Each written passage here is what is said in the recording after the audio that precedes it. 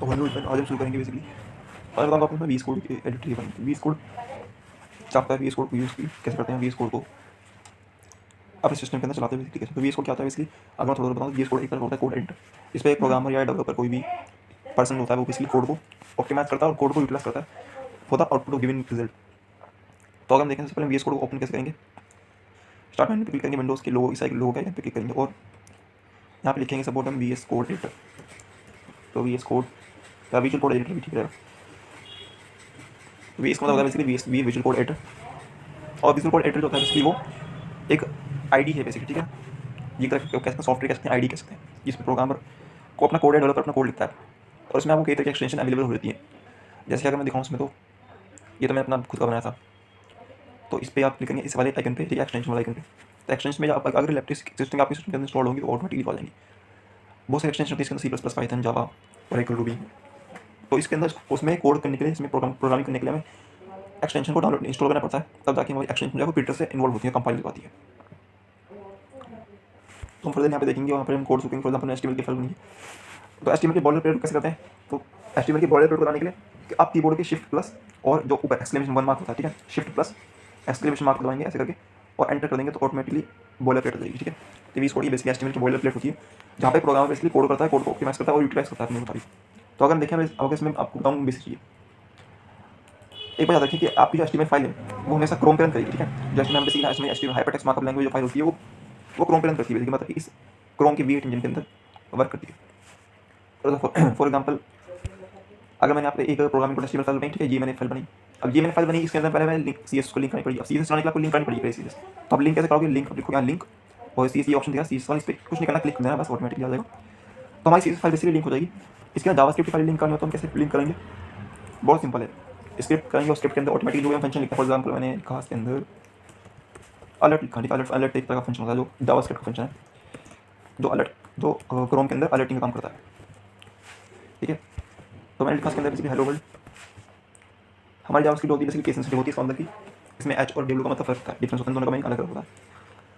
इस फाइल को रन करने के लिए हम क्या करेंगे, अपने जाएंगे परफेक्ट फाइल के अंदर, हमने लोकेशन सेव करी, बेसिकली इस फाइल की लोकेशन सेव करिए। तो हमें सर्च करना होगा बेसिकली हमें क्या है, ये हमारी प्रोग्राम ये हम स्कॉन करेंगे। तो देखो आपको मेरा अलर्ट तो मिल गया, हेलो अलर्ट। तो ऐसे बेसिकली जावास्क्रिप्ट हमारी काम करती है। हमारी एचटीएमएल होती है, हमारी एचटीएमएल होती है बेसिकली वो हाइपरटेक्स्ट मार्कअप लैंग्वेज होती है हमारी, एक वेबसाइट के स्ट्रक्चर को बनाने के लिए, एक प्रोग्राम के स्ट्रक्चर को बनाने के लिए क्रिएट करती है। उसमें जो ब्यूटी काम करती है वो करती है सीएसएस, यानी कि कैस्केड स्टाइलिंग शीट, ठीक है। दोबारा रिकॉल करेंगे, हाइपरटेक्स्ट मार्कअप लैंग्वेज यानी कि हमारी जो, दोबारा सुनो, हमारी जो एचटीएमएल हुई है ना, वो बेसिकली स्ट्रक्चर काम करती है। फॉर एग्जाम्पल मैं दिखाऊँ तो ये देखो, ये बॉडी टैग है, बॉडी टैग के अंदर लिखेंगे बेसिकली हम, सॉरी H1 मतलब हेडिंग 1, ठीक है। इसके अंदर लिखोगे सपोज हेलो वर्ल्ड, ठीक है, लिख दिया, हेलो वर्ल्ड लिख दिया। ऑल प्लस टैब दबा के हम स्विचिंग करते हैं आपस में, कंट्रोल प्लस आर दबाएंगे, अलर्ट पूछेगा, ओके करेंगे। तो देखो हेलो वर्ल्ड ऑटोमेटिकली सिंपल चीज़ है।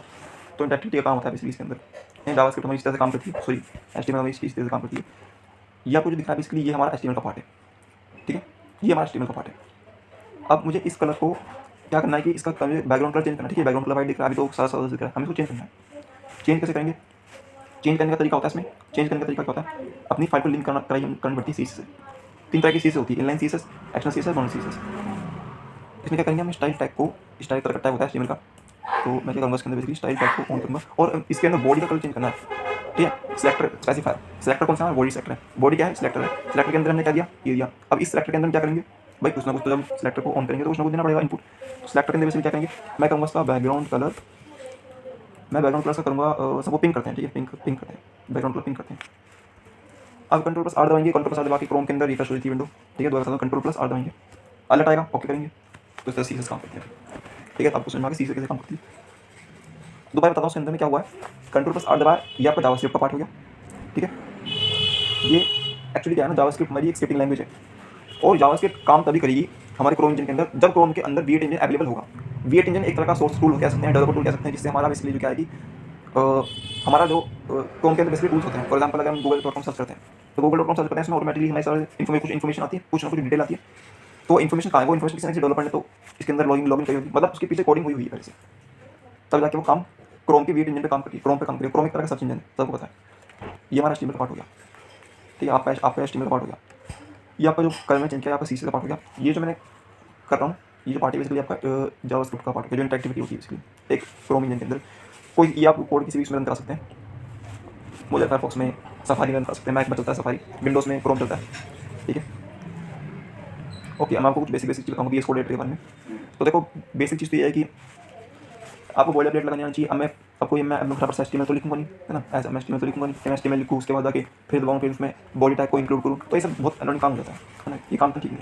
हम क्या करते हैं कि इसमें बॉयलर प्लेट को लाने के लिए HTML के अंदर एक्सटेंशन अवेलेबल होती है, शिफ्ट प्लस एस के पी के सामने जो नीचे की होती है फंक्शन F1 के नीचे की होती है, बस इसको दबाएंगे ऑटोमेटिकली क्लिक कर देंगे तो बॉयलर प्लेट आ जाती है HTML की, ठीक है। बिल्कुल बेसिक से सिखाया मैंने, अब मैंने अपने चैनल के अंदर बिल्कुल बेसिक सिखा रहा हूँ, ठीक है, बिल्कुल बेसिक से हम बिल्कुल जीरो से लेकर चलेंगे, क्योंकि मेरा मानना है कि अगर आप जीरो से लेकर चलोगे तो आप जाके 100% तक 100% तक पहुँच पाओगे, ठीक है। लिंक करवानी है अपनी CSS, कैसे लिंक कराएंगे, लिंक कराने का तरीका क्या है, लिंक CSS पे क्लिक करेंगे ऑटोमेटिकली हमारी CSS लिंक हो जाएगी HTML फाइल से।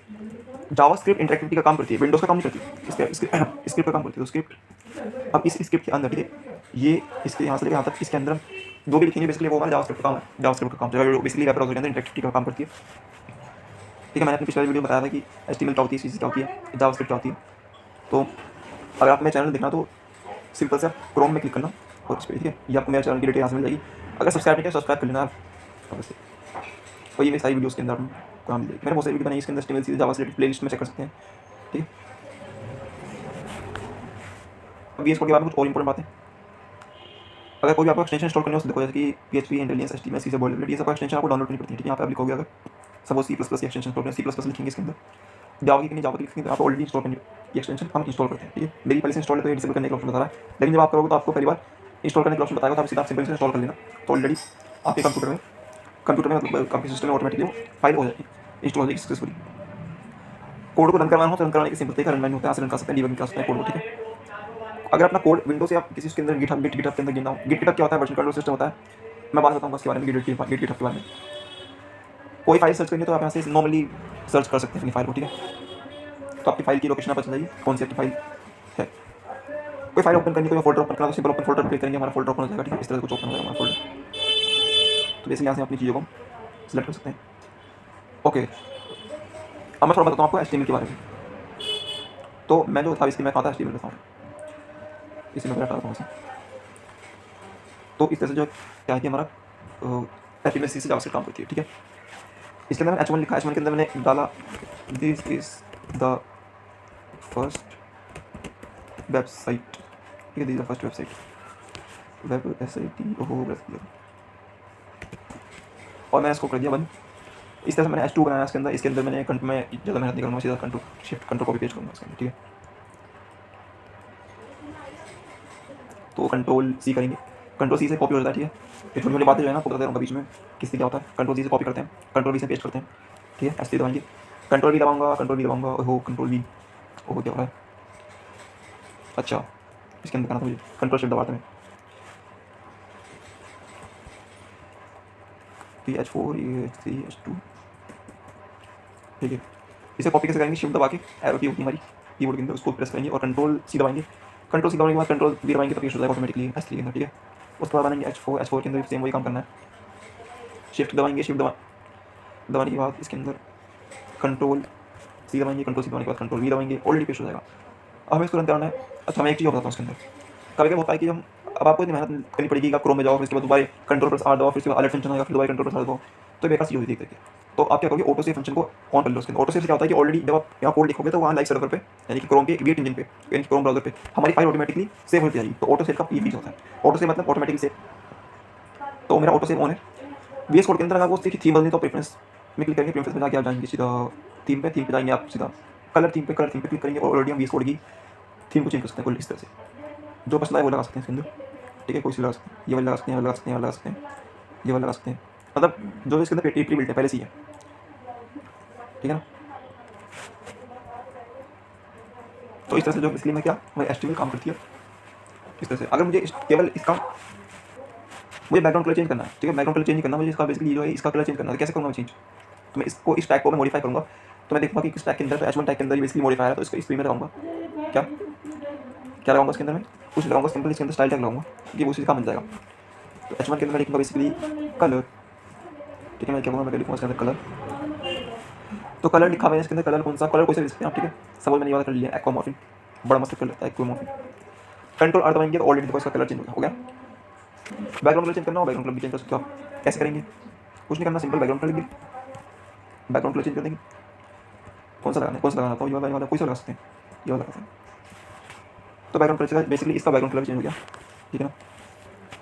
और मुझे क्या करना है बेसिकली इसके अंदर कि इसका ये जो है बेसिकली ये, ठीक है, ये जो बैकग्राउंड कलर दिख रहा है सफेद सफेद दिख रहा है, सफेद दिखा रहा है, हम इसको कुछ और कर देना, तो उसको तो और कर देते हैं। उसके लिए बॉडी टैग लगाना पड़ेगा इसके अंदर, ठीक है, क्योंकि बॉडी को सेलेक्ट कर रहे हैं हम। सवाल सेलेक्ट करके बॉडी है, बॉडी के अंदर क्या करेंगे, बैकग्राउंड को चेंज करेंगे। बैकग्राउंड कलर लिखा, बैकग्राउंड कलर डाला इसके अंदर, ये ऑल टैब दबा के हम मल्टीटास्किंग करते हैं विंडोज के अंदर। तो देखो बैकग्राउंड ऑटोमेटिकली हो गया चेंज, ठीक है। H1 के अंदर क्यों, आप H2 के अंदर भी कर सकते हो काम, H1 के अंदर क्यों, H2 के अंदर कर सकते हो। मैं कहता हूँ कि H3 के अंदर भी कर सकते हैं काम। H3 के अंदर क्या करेंगे, बैकग्राउंड कलर चेंज करेंगे, सिंपल सी बात है। बैकग्राउंड कलर क्या रखेंगे इसका, कुछ रखते हैं, सब हो जाएगा काम है। ऑल टैब दबाया, कंट्रोल आर दबाया, बैकग्राउंड चेंज हो गया। तो ये बेसिकली क्या होता है हमारा, ये इंटरेक्टिविटी काम करती है CSS में। CSS दोबारा सुनो, HTML ये जो आपको लाइन दिख रही है HTML पार्ट होती है, ठीक है। अगर मैं बताऊँ सपोज इसमें अगर दिखाऊँ एक डेवलपर की प्रोस्पेक्टस क्या आती है कि आप क्रोम पे जाएंगे, इंस्पेक्ट पे क्लिक करेंगे, इंस्पेक्ट पे क्लिक करके इसका पूरा कोड एडिटर सोर्स जहाँ से हम चेंज कर सकते हैं। एक डेवलपर बनने के लिए, एक हाई एक्सपर्ट एक्सपीरियंस डेवलपर बनने के लिए ये काम आपको आना ही चाहिए, अदरवाइज कुछ काम नहीं सकते। तो देखो यहाँ से चेंज कर सकते हैं। अब मैंने क्या किया, VS कोड के अंदर जो ये मैंने आपको चीज़ दिखाया ना, तो बेसिकली तो VS कोड है, विजुअल कोड एडिटर के अंदर तो ऑटोमेटिकली मैं चेंज कर सकता हूँ, ठीक है। If I can change VS code editor then we apply the form मतलब डायरेक्ट, तो यहाँ से मैं कोड करके कर सकता हूँ। लेकिन मैं इसको बेसिकली यहाँ से भी तो चेंज कर सकता हूँ। एलिमेंट सेलेक्ट दे रखा है, कैसे करेंगे, मुझे क्या करना है कि H4 का, ठीक है, या बॉडी का, बॉडी सेलेक्टर मैंने ऑटोमेटिक लिया। बॉडी सेलेक्टर के अंदर हमने क्या करेंगे, बॉडी सेलेक्टर के अंदर चेंज करेंगे, ठीक है। यहाँ लिखेंगे पहले बात तो बॉडी, तो बॉडी लिखा, बॉडी के अंदर क्या करेंगे, फ़ॉन्ट फैमिली नहीं करनी बॉडी के अंदर,